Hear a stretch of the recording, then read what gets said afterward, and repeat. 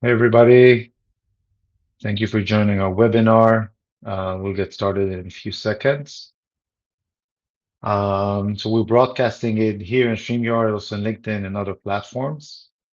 Um, or I'm the CEO and founder of the company, and I'll present myself in a second. In the meantime, if people have questions or topics you want us to address at the end, you don't have to, but if you want to, feel free to write them in the comments and then we'll deal with them at the end.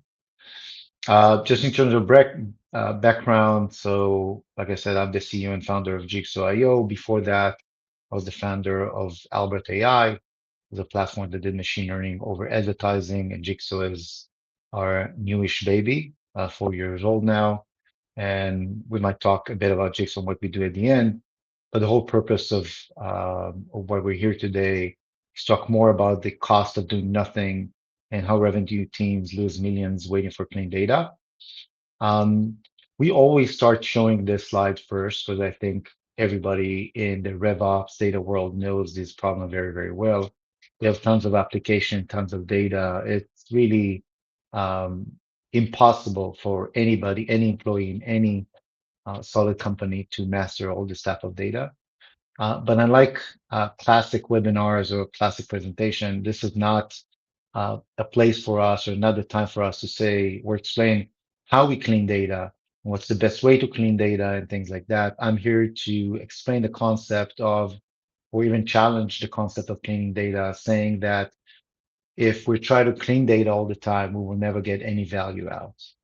And I think this is one of the biggest problems people have, and we hear that quite a lot from potential clients. We hear that from prospect. We see that from colleagues that everybody wants to start dealing with AI, or everybody wants to deal with problems once they have everything cleaned and ready, which, as you're well aware, can take anything between 6 months to lifelong time. We're going to talk about a few different things. And again, some of them might be new to you, some of them are things that you know, but we'll try to take a kind of a spin on them and explain it in a different way. So we'll talk about the data chaos tax and what does it actually cost us, all this waiting and all this not doing anything in the meantime. We'll talk about blind spots and how we can try to avoid them. We're going to talk about the differences between reports and signals, which have huge difference and a huge impact on your revenue and your success in your businesses. We'll talk about the signal loop and also talk about the optimization playbook and how modern companies actually take advantage of current technologies in order to master what they're doing. And I think I would start with the data chaos tax. And I think that most people do not understand that waiting is not an option anymore. If you wait on solving problems, it will always turn out to hurt you one way or another. And I'll showcase like four different taxes we pay by the time we wait. Obviously there are more, and there are more use cases, more departments that get effect out of it, but we'll focus on the main ones. So the first one is time tax. So if we're in the pursuit of scavenger hunts and chasing for updates and all the stuff that has to do with our revenue and data, that takes a lot of time. And as you well know, time is money. Anything that we need to manual do, pull up reports, prepare to meetings, prepare to QBRs, do pipeline reviews, or even try to get simple answers for our clients, that will cause us like huge amount of tax, huge amounts of money. We have a decision tax. What does that mean? It means that if we don't have the right data, if we don't have the right signals, we're making calls out of vibes or intuitions or even just self-confidence in what we think that might be the right way. Knowing the exact data is the one thing that important. Knowing the real status of whatever happens in an account or a prospect or a project or a status is the thing that will actually drive revenue. And if we're just making calls or the wrong calls, we're just completely off what we're supposed to do. The revenue tax, obviously, is everything that has to do with missed opportunities and missed chances to upsell, deal slippage, and so on and so forth. So if I don't have the data, if I don't have the truth, how can I make the right decisions and how can I make sure that I don't churn clients and how do I actually upsell clients and so on if I don't have all the data in the right place? And the last example is kind of a bit different than the classic kind of revenue operation thing is the product tax. use that as an example for any other departments. But if we don't know exactly what to focus on, just because we go for the loudest customer or the loudest team member or the loudest board member or the loudest manager, we'll always be wrong because we are working on the wrong stuff. And all these type of things cost you millions a year without even noticing it. And you do that while you wait to clean your data and operate everything. And there's kind of a classic chain reaction between what starts as data chaos to the loss of revenue. And I want to spend like 1 or 2 minutes just illustrating that. I think the first one starts with the problem you know all very well. Data is fragmented, right? It doesn't matter if it's structured data, unstructured data, if the data sits in your database or your Snowflake, or it sits in your Slack, Teams, CRM, Jira applications, your Zoom calls, your Drive, your SharePoint. That doesn't really matter where it is. It's all fragmented. And any company that is older than, let's say, 6 months or a year already have tons of data. You have tons of employees, and the chaos already starts. There's classic no shared truth, right? Everybody thinks on things a bit differently. So sales will say one thing, CS will say the other thing. It's a mess. Management will have a different perspective. So a lot of what we see today and we take as truth is actually not truth. It's just opinions of people that have specific point of view. And remember, and a company is like a living organism. So we have a lot of employees, and sometimes we lose some of the employees. We have new employees, we switch accounts, and things change continuously. It's not like we have the same constant team all the time. So there's no shared truth. Obviously, because everything is fragmented, and obviously because everybody has a different point of view, we create tons of blind spots.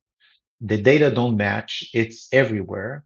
And at some point, you kind of become numb to it. So you're saying, okay, I'll just act upon whatever. So you lose information, you lose stuff, you don't even know what to trust because the data is everywhere.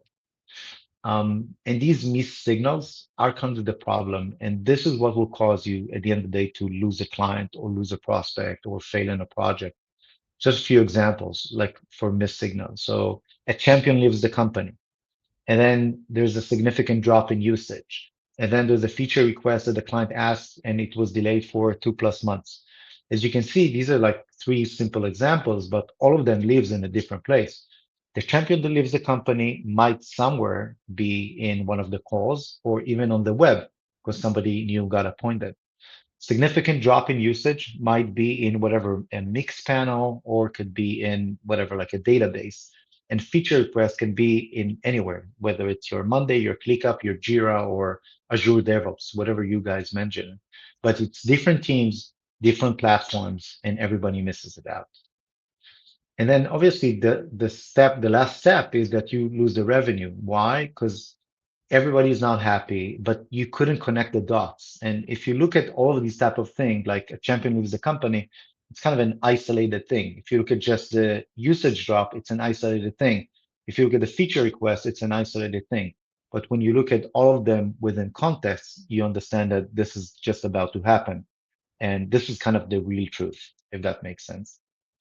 And this is the differentiation we're trying to make in this part of this webinar. Like there's a huge difference between the data and the truth, the data and the context, the data and actually what's going to happen. Because the data, the way we have it, let's call it out as like our data within our CRM is what was recorded. And it could be fields, could be stages, could be numbers, could be comments, could be different things. But the thing is, you're very much dependent on your team. You're dependent on them putting the information in. You're depending on them recording the call. You're depending on you or other people of your team to connect different applications. So you'll have that in the CRM. You're dependent on standardizing all the data. So a lot of dependency is, and you're well known in any organization where chaos rules and everybody's trying to grow as fast as possible. That's a huge, huge, huge challenge. So we actually believe that the data, the way it is right now, not because it's incorrect or messy, it's just flawed. It's probably just 20% of the real picture. And the truth is very, very different, right? So what is actually happening, which is hard to say as a one person, like you need a team, obviously. You need to know exactly what's going on in different facets. You might have 10, 20 different applications. You might have three different databases and everything is going on. So whether your Slack threads or your call notes or your emails or your Zoom recording, the project statuses, ticket statuses, time series data, trends, like the fact that the client had X usage in December and now it changed in January and February means something. Who looks at this data? Like one of the key questions we ask clients is who babysits your data? You can create these dashboards, and every company has tons of dashboards, but they're actually sitting alone in the dark and nobody actually view them all the time. So you feel that if you clean the data, you'll have everything. But even in the best possible outcome, you clean the data and you only have 20% of the picture.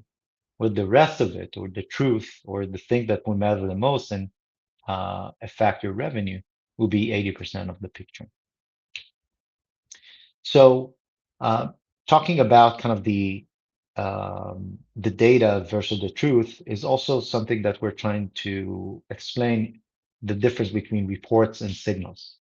Okay, reports is really important, right? Like if you've been in business as long as I have, you have reports, you have scheduled reports, you have ad hoc reports that you have. Like we live and die by reports, right?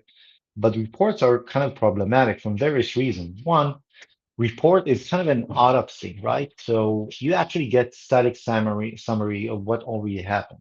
It's kind of the post-mortem version of what actually happened. So it's not what's necessarily happening right now. It's very much pull based. Like I need to know as a professional, could be the CEO, could be head of sales, could be head of CS, could be somebody from operation, finance, product, whatever. I need to decide that I want to know something. I need to know what to ask. I need to know what report I want. I need to know how to get it and so on and so forth. So it's very much dependent on me, depending on the team. And you have tons of team members. So that might be very, very challenging. If it's scheduled, deals could die at one day and you find out the Friday forecast just because you weren't in the right time. And the other problem with schedule is lagging. So if you're looking in the rearview mirror all the time, because you keep getting the data, what the past data was, it becomes very, very problematic. So part of what causes reports to be uh, very inefficient is the fact that they are not current, they are very stated. So you have to decide what exactly you want to know. And its scheduled could be very much lagging. And in fact, I would argue that in most companies, in most roles, in most personas in the company, you get tons of reports every day or week, and we tend to ignore them. And the reason we ignore them and we become numb to them, because we know there's no real information that will really help us. But if we would know that there's like awesome information and something that will actually help us, we might get that. So we call that fatigue, like alert fatigue, report fatigue. And obviously, I'm sure that everybody knows what I'm talking about. But that's different than signals, because signals is the pulse of everything that happens. So it's kind of a live stream of what's happening right now. This happens in your database. This happens in your Slack. This happened in a Zoom call regardless of who made that. Could be your salesperson, your RevOps person, it could be your data person, could be the client, could be an internal thing, could be anything. It's a live stream of everything that happens without putting it necessarily in the CRM because it's so hard to connect everything. It's push based. So instead of you thinking about what type of signals I want, a system can push the signals to you. So instead of waiting to get an answer, waiting to ask that question, the system can push that information to you, and then you get it almost in real time. And it's continuous. Someone has your back. I always say to clients, who babysits your dashboards? You have tons of dashboards. Nobody babysits them. And you need something to help you do that. So all these real-time alerts across all your enterprise apps is very, very valuable because it's continuous. It doesn't matter if you're out of work today, if you're on vacation, if you have meetings, doesn't matter. These type of signals can have your back and kind of be the building block and the bedrock of all the data you have, if that makes sense. And the way we look at things, like if you want to look at the future in 2026, is what we call the signal loop. It's kind of the next frontier of business excellence. So moving from what happened, getting the data in my CRM, getting clean data to what I do, but do that in seconds. Because one of the things that we're talking about is that if we'll keep waiting for us to fix all the data issues we'll have, it will never end. Because at any given point, you have more employees, you have more systems, you have more clients, more issues, more things to take care of. It's kind of chasing your own tail in that sense. So, but the business cannot wait because the business needs all these type of things. The business cannot wait for us to clean data for 6 months, a year and a half, 2 years. Business needs things right now. So, and that's kind of the change. How can we move from reporting to signals and get actions as fast as possible? So stage number one is detecting, right? Instead of fixing the data, we want to scan the data. Whether it has messy reality, doesn't matter which application we use, doesn't matter what type of data we're after. We need something to continuously detect and scan everything we have. Within that, identify the anomalies. Okay. I don't want to get an alert or a report for anything that happens with the client, but I want to get it when something important is there. Somebody mentioned a competition. Somebody complained about something that happens. Somebody that decides, no, we're going to push this deal next month because we don't have a budget. I want to get the things that are interesting. And the rest of it, I don't care about. We need to have the context, right? We need to explain it. So we need to translate this raw data into narrative. So if the VP of Ops at account X just moved to a competitor 2 months before renewal, that means you just increased dramatically your chances for risk. It doesn't matter what type of risk calculation you used to do in your CRM. It doesn't matter. I can guarantee that if this happened, sorry, if this happens, the chances for churn just increase dramatically. So something needs to look for the data, something needs to kind of fuse the data together and explain it to us and say, this is the content. It's not two different things. It's all the same thing. And if the VP of Ops of account X just moved to a competitor, but it's not 2 months before renewal, it's like 9 months before renewal. Okay, so you have time. It's very much different. The context is different than if the renewal is really up for. The third thing is the recommendation. Like, what is the action needs to be taken? So you saw the signals, you got a context. Okay, you now identify you have the issue. How can we solve it? And how can we solve it fast? Remember, this is 2026 and people want to do things fast. We want to be efficient and want to stay on top of everything and before things happen. So you can ask the system to say, schedule a sync with this new stakeholder and draft you an email for that person. Or I can get a very, very quick QBR preparation with all the wins that client had. So I can tap into that opportunity where there's a new VP Ops and talk to that person and have them tied to everything we did so far. And the last piece of it is the verification. This is kind of what we call the human in the loop. And many people say, oh, AI is going to win everything. Nobody needs any people anymore, and so on. And I couldn't be farther from the truth. Obviously, AI is very, very capable, but keeping the human in the loop is very important because we have context and we know what's important and what's not, and we know when is a good time to talk to somebody and so on. But it's good to we want to have systems that will do the hard work for us, detect the problems, give us context, recommend to us, do the things for us. But the final say should always be ours. Okay, because we can get all the data and understand what the hell is going on. So talking a bit about kind of the new notion of having a proactive command center, other than just a plain CRM with your data. Um, there's like three different things that we need to think about. Like one is synthesis over cleanup. So don't think about cleaning the data. Think about how can I extract more insights, more signals out of the data that we have because trying to clean it up will never be done. Like you will never be able to actually get to a point where everything is clean.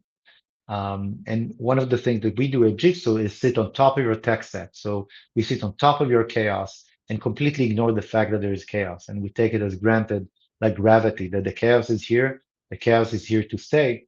but we can drive tons of value even before we clean anything of the data. So the outcome is that you can get value in day one, not after a 6 months or 1 year data project that will be continuously and never end. The number two thing, and this is very, very specifically to what we do here at Jigsaw, is that we do proactive briefs. So one of the key problems we see that people use in AI systems today around revenue, around CRM, and so on and so forth, that it's everything is built about asking questions. So the classic thing would be ChatGPT with your business apps. The problem within that is people are very busy, people are very lazy. And at the end of the day, they don't even know what to ask. So having a proactive brief, like get the signals, get the context, get it pushed to you. So say, hey, or you have issue with one, two, three. Here's the next possible step to do is kind of the key to where you want to be. Because remember, we want to be efficient. We want to be effective. And that's part of it. And the last piece of it, and I can't stress it enough, in the world of AI today, in the world of LLM, like every demo that we do looks super nice. Everything looks sleek. Every question being answered. But this is farther from the truth. If you check most of those systems, probably you've seen in ChatGPT, Perplexity, Gemini, and so on and so forth, there's tons of hallucinations. That's a huge problem. It's cool if you just want to plan your trip to Paris with your kids and you can use ChatGPT. If there's a small mistake here and there, it's not a problem. In a business context, it needs to be 100% accurate. You cannot be wrong. So one of the things we put a lot of emphasis in general in our practice and specifically with our product Jigsaw is that every piece of information you get has citations, has sources to it, so you know exactly what you're going to get in any time that you get anything from us. And if you want to, you can always dig deeper and deeper and deeper to whatever you want. Um, these are just two simple slides to showcase like what we do at Jigsaw and kind of the before and after. So all of our clients are in somewhere in the process of trying to connect different things. So it doesn't matter if you're kind of a Google suite or a Microsoft suite, if you use this database, the other database, everybody's trying to connect everything. And what we can do is help you instead of trying to get the 360 overview of different things, we can try to help you connect everything. Once everything connected, we deploy what we call always on AI. So think about that as a proactive intelligence suite that can always babysit your data. And anytime something is important, you have a deal slippage risk, or you have a churn risk, or something happens with your product, something happens with your operation, something happens with your client, doesn't matter what happens, you'll get that information in a very, very concise, very accurate way. I hope that makes sense. I don't know if there are any questions, but if they are, um,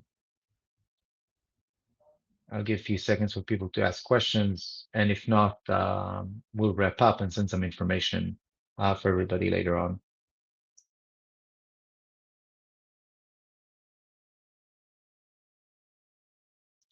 All right. So thank you everybody for joining the call. I hope this wasn't too painful and short and to the point. If you have any other question, please send us by email. You can reach me at or@jigsaw.io. Would love to show you what we're building, and would love to discuss how to get from where you are right now to a massive business excellence. Thank you so much. Cheers.